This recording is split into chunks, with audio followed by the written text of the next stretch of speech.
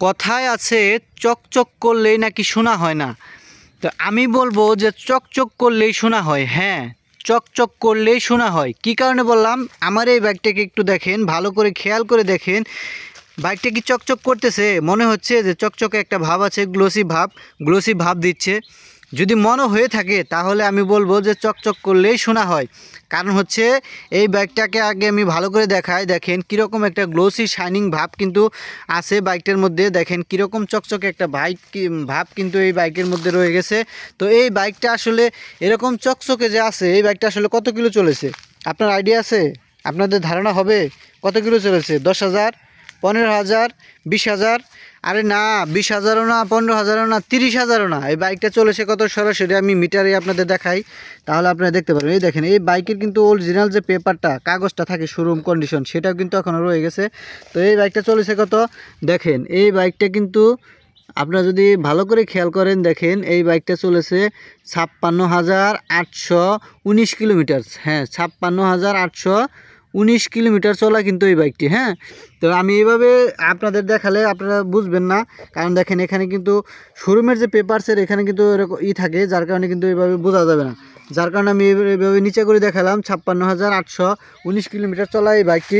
তো দেখেন একটা বিষয় চিন্তা করে দেখেন, আল্লাহ, চকচক করলে যে শোনা হয় সেটা কিন্তু এইটার মাধ্যমে বোঝানোর চেষ্টা করলাম আমি। কারণ হচ্ছে যে এই বাইকটা যেরকম গ্লোসি শাইনিং ভাব রয়েছে 56,000 কিলো চলার পরেও, দেখেন তো চকচক করলে এই কারণে বললাম যে চকচক করলেই শোনা হয়। কারণ এত সুন্দর গ্লোসি শাইনিং ভাব কিন্তু অন্য কোনো বাইকে আমার মনে হয় না যে 55,000, 56,000 কিলো চলার পরেও থাকবে। কারণ এতটা সুন্দর চকচকে ভাব অন্য কোনো মডেলে, অন্য কোনো ব্র্যান্ডে থাকার কথা না। তো এই জন্য আমি বললাম যে চকচক করলেই শোনা হয়। তো আমি এই বাইকটা ইউজ করতেছি 3 বছর প্লাস। এখন পর্যন্ত আমার বাইকের পারফরমেন্স আমি অনেক ভালো পাচ্ছি, যার কারণে আমি সাজেস্ট করব যারা পালসার বাইক কিনতে চাচ্ছেন অবশ্যই কিনতে পারেন। কারণ পালসারের মতো বাইক হয় না। Pulsar build quality, long lasting, Pulsar বাইকের মাইলেজ, পালসার বাইকের কালার, পালসার বাইকের কমফোর্ট, A to Z সব কিছু মিলিয়ে কিন্তু অনেক ভালো পারফরমেন্স কিন্তু পালসার বাইক দেয়। তা আমি যদি আপনাদের একটু টাঙ্কিটা দেখানোর চেষ্টা করি যে টাঙ্কির মধ্যে কোনো প্রকার মরিচা আসছে কিনা। দেখেন এই বাইকের টাঙ্কির মধ্যে কিন্তু, দেখেন এই বাইকের টাঙ্কির মধ্যে কিন্তু কোনো প্রকারের মরিচা নাই, একদম চকচকে কিন্তু কালার আছে। দেখেন একদম টপ নচ কন্ডিশন, মানে এতটা চকচকে আয়নার মতো, আয়না বরাবর যেটাকে বলে সেরকমই কিন্তু আছে। তো আপনারা অবশ্যই চেষ্টা করবেন, যারা পালসার বাইক কিনতে যাচ্ছেন অবশ্যই চেষ্টা করুন।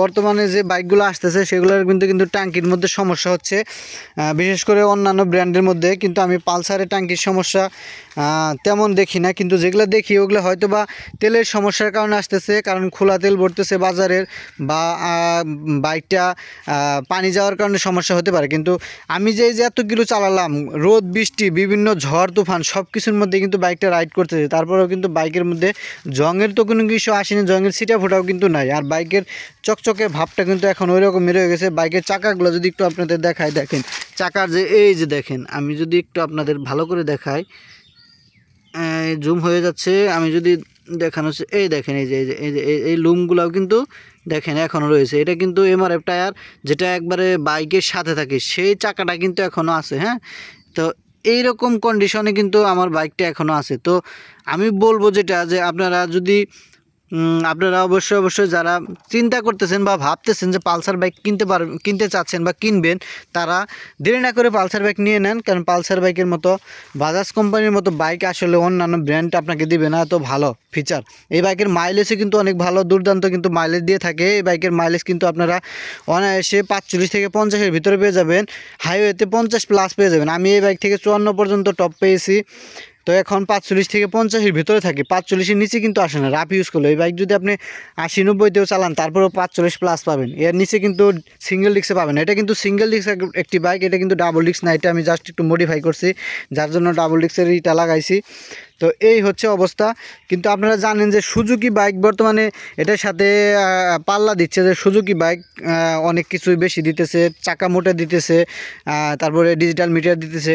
চাকা মোটা ডিজিটাল মিটার দেখে যে বাইকটা কিনবে সে তেমনটা না। সুজুকি বাইকে আপনারা জানেন যে প্রচুর জং সমস্যা আছে, ট্যাঙ্কির মধ্যে প্রচুর জং আসে।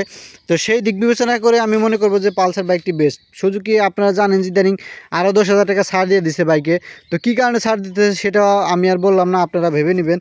তো আপনারা, আমি সাজেস্ট করব আমার ব্যক্তিগত মতামত থেকে, আমি কিন্তু পালসারের কিন্তু কোনো যে বলবেন যে পালসার থেকে টাকা খাইছি ওরকম কিচ্ছু না ভাই। আমার ভিডিও দেখেন, আমার সবগুলো ভিডিও দেখেন, আমি সব রিলেটেড ভিডিও বানাই।